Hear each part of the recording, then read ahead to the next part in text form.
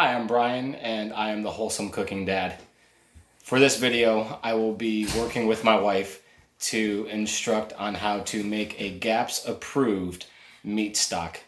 Today for our meat stock, we'll be using a locally raised, grass-fed, organic beef heart.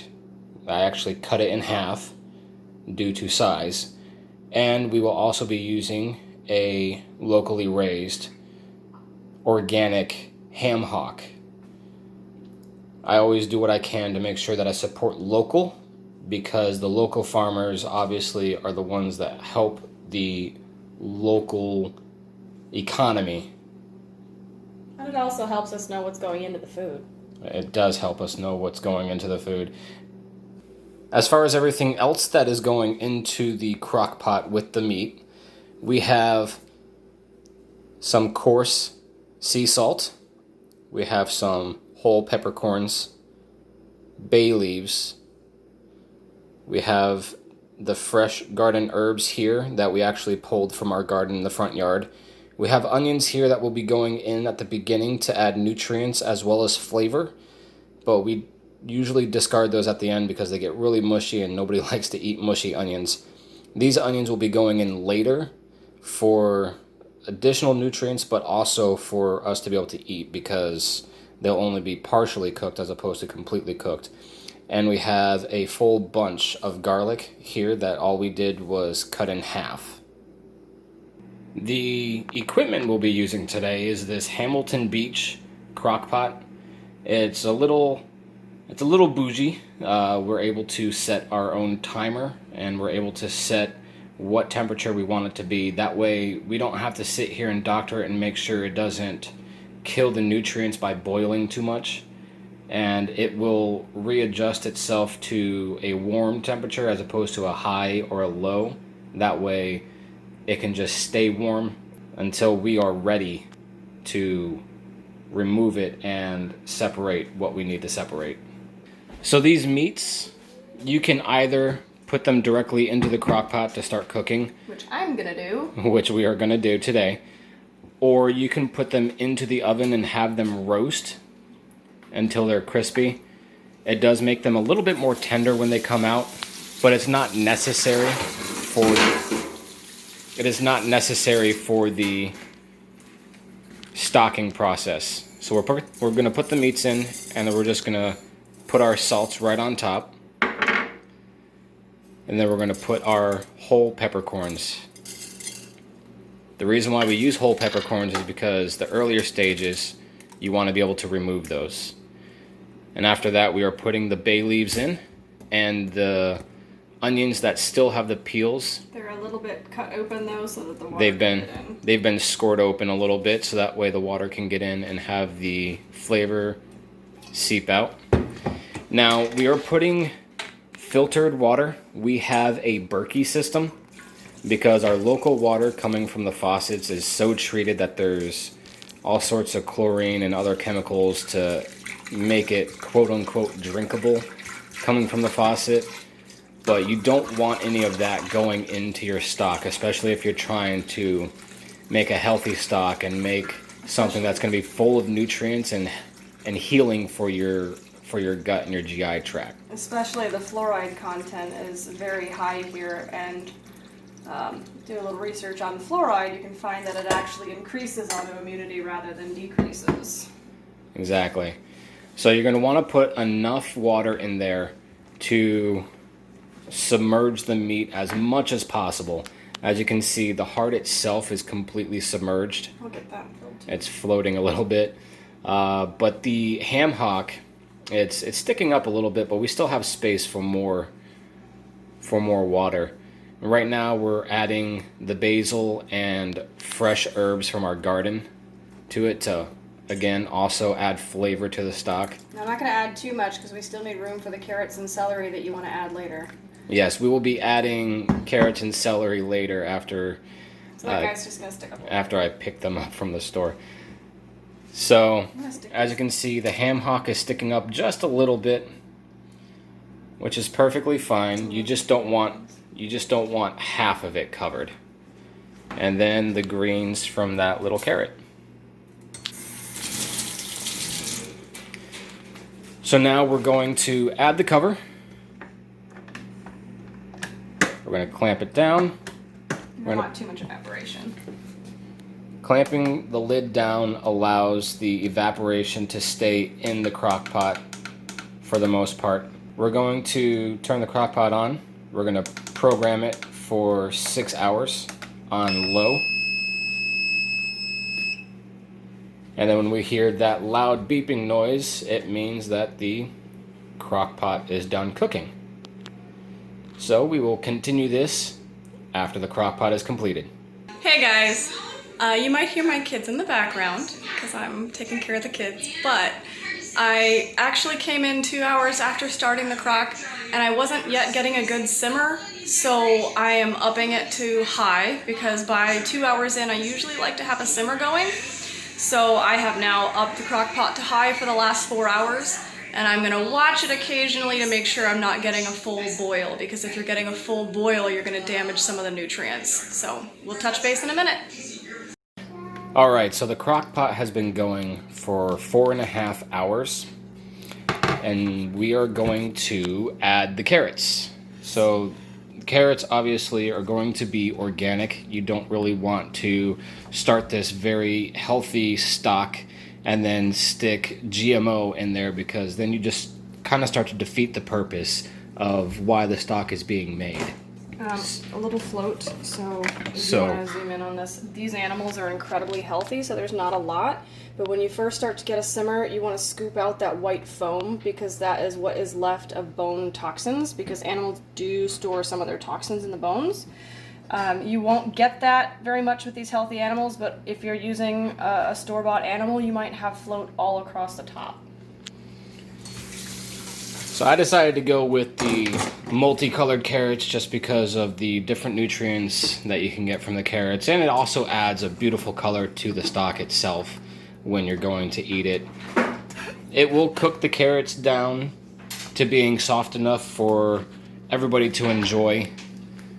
And the best part is that you can separate the carrots and then have them stored aside from the stock. That way it's not just sitting there in the stock, and you can add as many carrots and as many onions as you want into the stock as you're heating up for consumption. I'm going to turn that ham over just so it doesn't get dried out on that top part sticking out.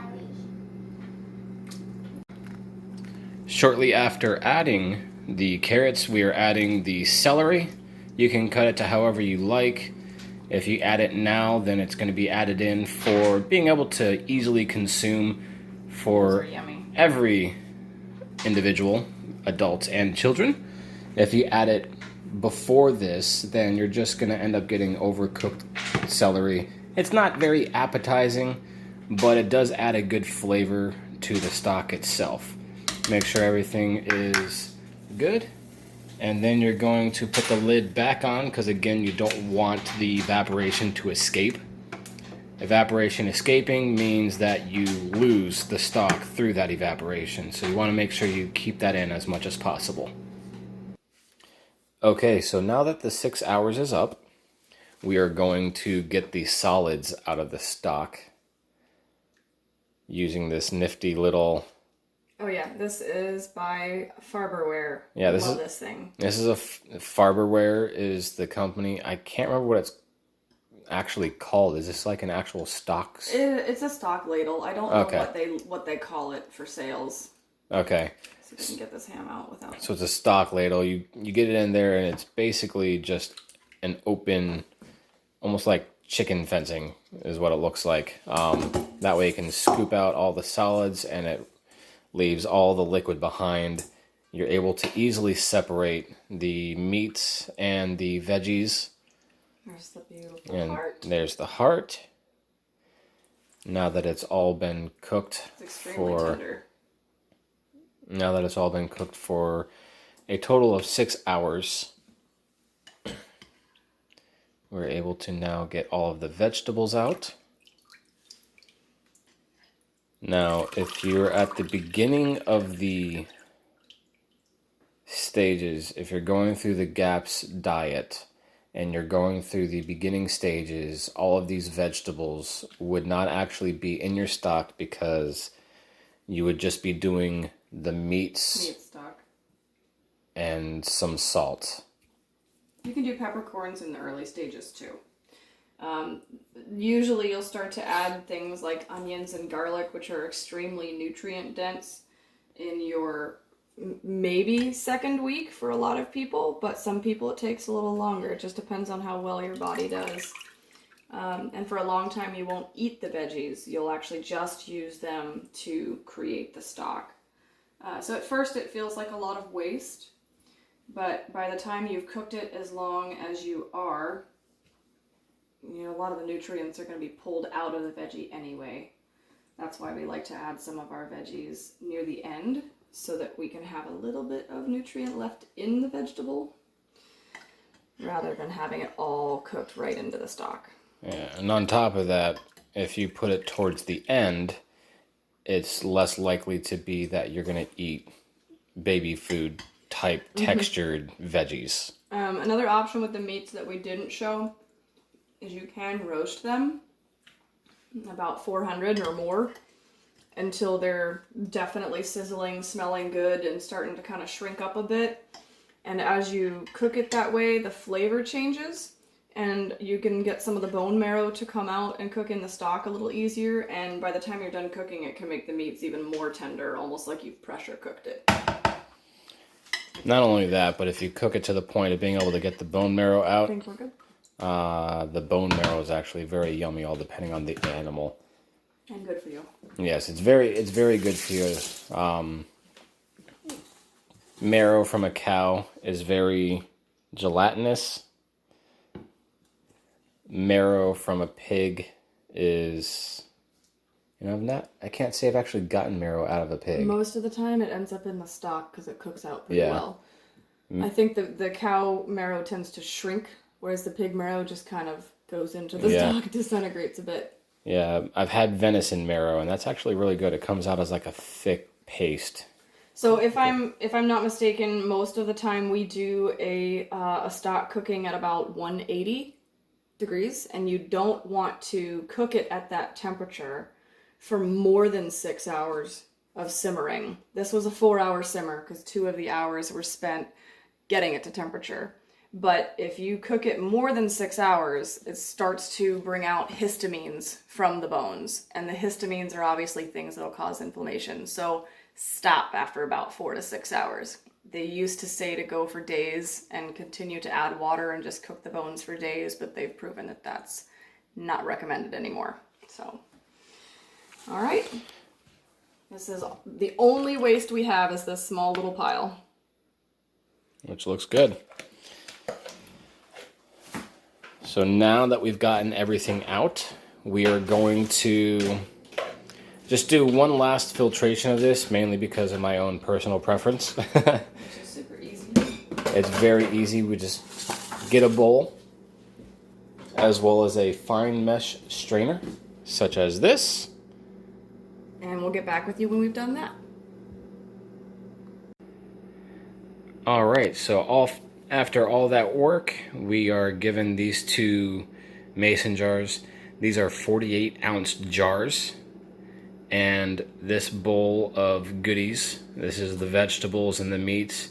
And what it really comes down to is for the meats, you're just gonna chop them or dice them however you want in order to actually eat them with the stock. You can then turn the stock into your own little soups with the meat and the vegetables added in after it's been heated up.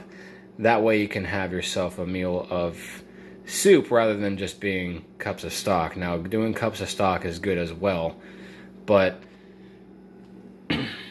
there's a good close-up of the cooked meats. Now, the stock here, you can actually see this thin layer across the top. This is the fat of the stock that you're actually wanting to get into your system.